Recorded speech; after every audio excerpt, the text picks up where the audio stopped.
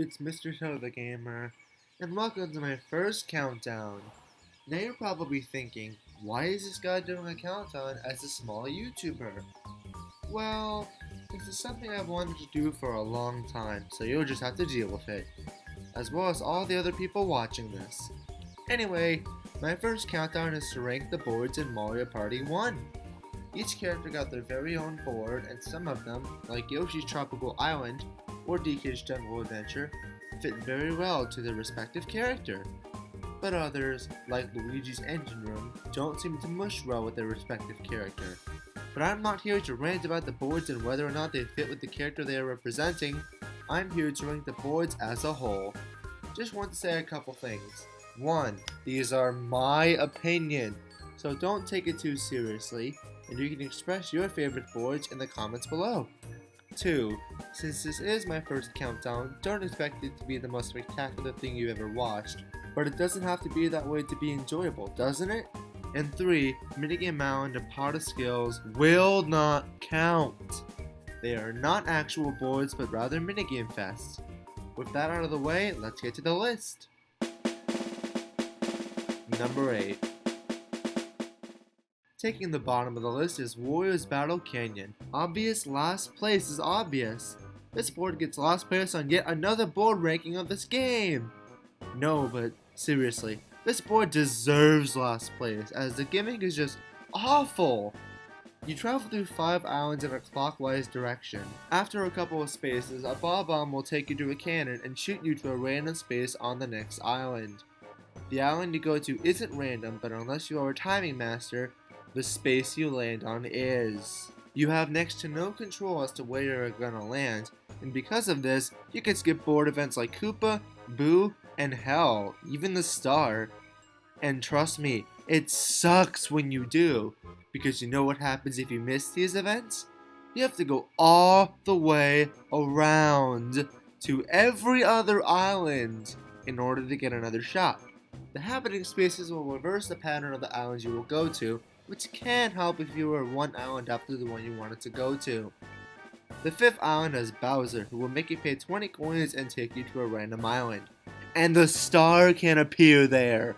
You also have to pay 10 coins to go there, so you can pay 10 coins, miss the star because the space you land on is still random, and lose 20 coins as well as go to another island, which isn't the best scenario. All in all, this board just doesn't work very well. Number 7. I love going to tropical places in real life, but Yoshi's Tropical Island is another story. The design is pretty cool as the board is separated into 2 parts and the music is happy and fun, but the gimmick is this board's downfall. Toad stays in one spot and doesn't move unless someone lands on a happening space, which will switch the location of Toad and Bowser. Bowser will take 30 coins from you, but no matter what happens if you hit him, you will pass either Koopa or Boo, so it could be much worse, right?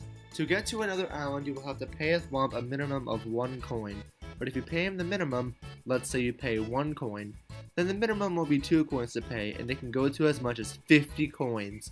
So if you have the 50 coins, you can pay in order to pretty much lock the opponents to one side, unless they have the coins as well. But really, I don't really like this board. Don't get me wrong, it's way better than Wario's Battle Canyon, but I can't put it higher than the number 7 spot. Number 6. This next pick might shock some of you, but Mario's Rainbow Castle has taken the number 6 spot. This board is better than Yoshi's Tropical Island, but not by much. It's the smallest board in the game with not much events until you get to Toad. He's at the end of the board and will not move unless someone hits a happening space, which takes Toad out of the game and puts Bowser on display. And when Bowser's out, no one can get a star. My problem is, if you get to Bowser, you have to go all the way around to get back to the end. Bowser takes 40 coins, but it's technically 30, because you'll get to Koopa literally as soon as you leave Bowser's Wrath, or 20 if it's the last 5 turns, or if you're the 10th person to see Koopa. When you reach Toad or Bowser, it will shift to the other person, so someone else can sneak the star because of it. Boo is also very easy to get to, as it's just a quick detour at the first turn. While I don't hate this board, this is the best spot I can put it in. Number 5. You know, normally you would expect the finale board to be a masterpiece, but Eternal Star is just a decent board in my eyes. This board has 7 star spaces. Yes, you heard me right, 7. When you get to a star, you can bet 20 coins against Baby Bowser to beat him in a dice block game. He gets a normal 1 through 10 block while you get an 8 to 10 block. It's pretty damn easy to win, but what happens if you lose? Baby Bowser will take your star away, if you have one, and you don't get your 20 coins back. If you don't have a star, he'll just take your 20 coins, but it's a pretty harsh punishment. Also, this board is also another island board, with warp panels taking you to every new location. The thing is, it's not random. If you've played the board enough, you should be able to get to the correct location every single time. But if someone sees Bowser, he'll take a star from you, send everyone back to start, and change the warp pattern. The happening spaces take everyone back to start, but since Koopa isn't on this board, no one gets anything. The last thing is, since chance time spaces take over every star space, there will be a lot of freaking chance times until the 7 stars respawn after they have all been collected. And I'm not a huge fan of that. While I do like this board, it's definitely not my favorite board out there. Number 4. And here's the first board I really like. Luigi's engine room is very unique compared to the other boards. There are red and blue doors, but one is blocked off during each turn.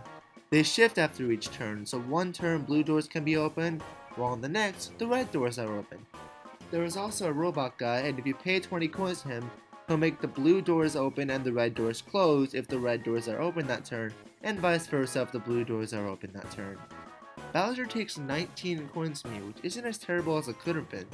This is the only board where the happening spaces have 2 effects. One shifts the door pattern, the other, located in the top left corner, will take you to the very top, and a star can appear, but it can also appear on top of you. So that's a troll move, right? Another star appears after you see Bowser, but due to its location you can actually miss the star and still see Bowser. Brutal! All the paths lead back to start where Boo is, so the game can get pretty high stakes late game when everyone has a lot of coins. Definitely a good board, but there are 3 boards I like better than this one. Number 3.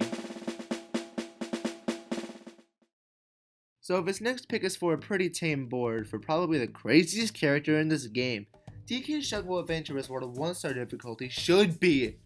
It's not the toughest board out there, in fact it's probably the board with the least amount of things that can screw you over. There are womps that will take 10 coins from you to go past them, but it could be way worse. Boo is also on the board twice. It's the only board like this, and I like that. The happening spaces will have you being chased by a boulder Indiana Jones style, which leads you back to start, but to Koopa, so that's good. Bowser only takes 10 coins, which is the lowest amount he'll take from you. The star also moves like a typical Mario Party game, so this is really as classic as Mario Party 1 can get in this board, since some boards have the star in one spot. With the least amount of bullcrap that can screw you, this board takes number 3, but how does it not take number 1 because of this? What's this? Have I gone mad? Well, these next 2 boards I like a little bit better, but let me say, it was really hard to decide between this and the number 2 spot. Number 2. Welcome to hell! Except not really. Bowser's Magma Mountain is a really interesting idea. You're traveling up a mountain to Bowser, but along the way you can pay 10 coins to bet on a coin toss to either take a shortcut up to the top or continue going the way you're going. Once you get to the top, you'll do a forced coin flip, but it takes you to either Bowser or Boo. Bowser takes either 20 coins or a star, which can be very brutal, but since the coin flip can be timed, it's really not something to worry about. Afterwards, you can go down to the bottom where Koopa is. Finally, be prepared to land on a bunch of red spaces. The happening spaces change all the blue spaces to red spaces for a couple turns via the volcano erupting, which means you'll lose a lot of coins very quickly. Oh no, something about this board just really clicks with me, and I don't know what it is, but there was one board I liked more than this one. Number 1. Did anyone see this coming? Peach's birthday cake is our winner. This board has a star that doesn't move, which is pretty good because you don't have to worry about missing it. Also, happening spaces galore.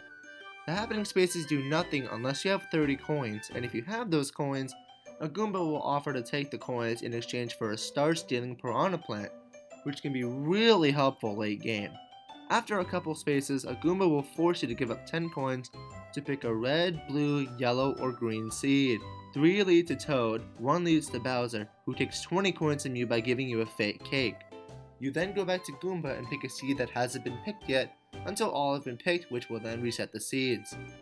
So, the star costs 30 coins, but if you land on a space before it, it still feels like 20. At least to me it does. Also, you can go to Bowser twice in a row, but that's pretty unlikely since the chances of the seeds being reset while you're in there are pretty slim. Finally, Boo isn't available unless you get a hidden block with him in it, which is pretty unlikely. I've been a fan of property investment ever since playing Fortune Street, and this board is, at least for me, very tame and doesn't have a lot of BS to screw you, which makes it my favorite board in Mario Party 1. I hope you enjoyed this video. How would you rank the boards? Leave me a comment and let me know. Please subscribe if you enjoyed, although I'm not going to make you. You decide. Let me know if you want to see any more countdowns in the future, along with making my typical Let's Play videos. So, thanks for watching, and I'll see you in the next video.